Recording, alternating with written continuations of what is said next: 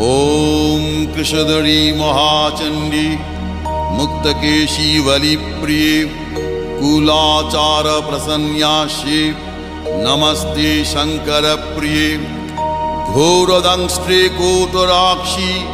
कीटी शब्दप्रसादिनी घोरघोररवस्फारे नमस्ते चित्तवासिनी बन्धुका पुष्पशङ्काशे त्रिपुरे भयनाशिनी भाग्योदय समुत्पन्ने नमस्ते वरवन्दिनी जय देवी जगद्धात्री त्रिपुराद्ये त्रिदेवते भक्तेभ्य वरदे देवी महिषग्नि नमोस्तुते घोर विघ्न विनाशाय कुलाचार समृद्धये नमामि वरदे देवी मुंडमाला विभूषणे रक्तधारा